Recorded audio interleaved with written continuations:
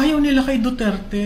Yung ang simbahan. Si Presidente Duterte. Sa tingin ko, lahat ng ayaw kay President Duterte, Rodrigo Duterte, lahat na naging kaaway niya, lahat na business interest na question niya, lahat yan nagsama-sama ngayon ng puwersa para totally reject ang isang Duterte. Makikita naman natin 6 na taon na pinaghirapan niya ng paninilbihan sa bayan. Anong ibig kong sabihin pinaghirapan? Yung frontline services na ayos.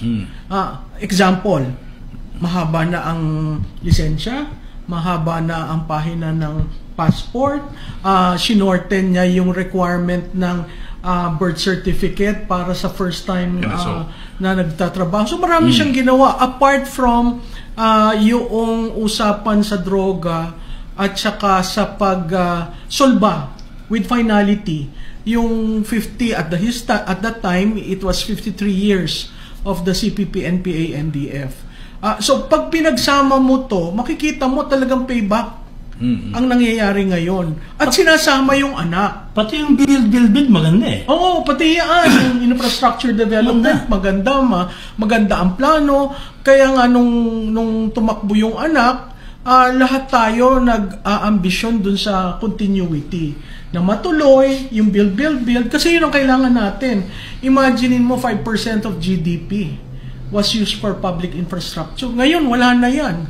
So mahalagang parte ng kasaysayan natin yung nagawa ni Duterte. Yun nga lang, si Duterte outlier. Hindi kampanya, kailangan mo ng pondo. Hindi siya humingi ng pondo dun sa mga nandito sa Metro Manila, sa NCR.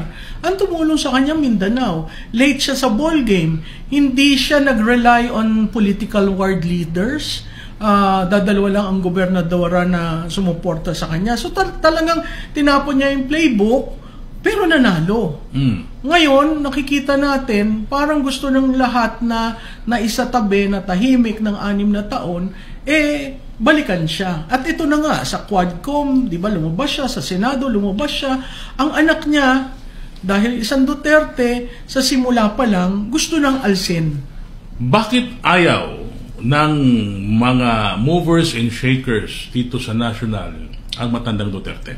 Kasi iba siya. Hindi siya katulad nila. Na hindi sa yumukod, hindi sa lumuhod? Yes, ganun yes. Ba? Oo, hindi nanghingi, hindi walang... So, totoo pala yung parang, Bisaya ka eh.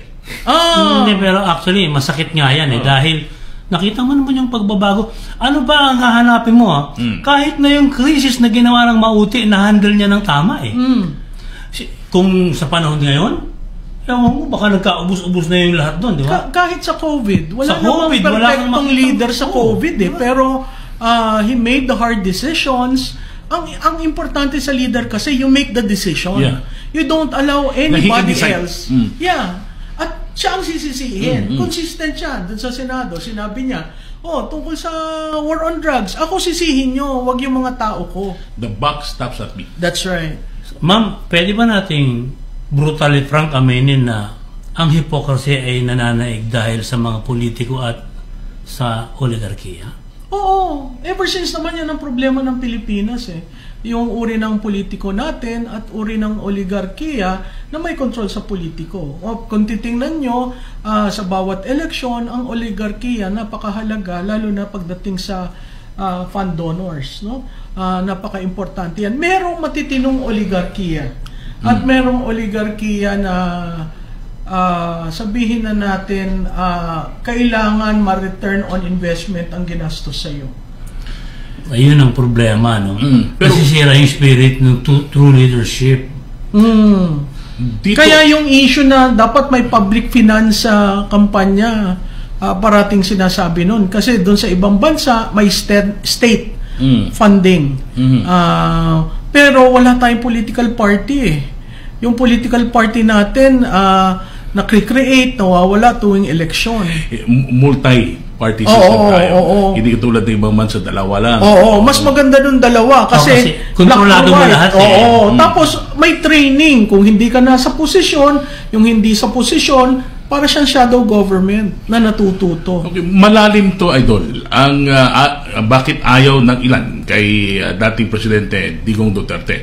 Imperialismo ang pinag-usapan dito. Imperial Manila, kumpara doon sa probinsya. Ayaw ng mga oligarkiya kamo nga at ni Profesora.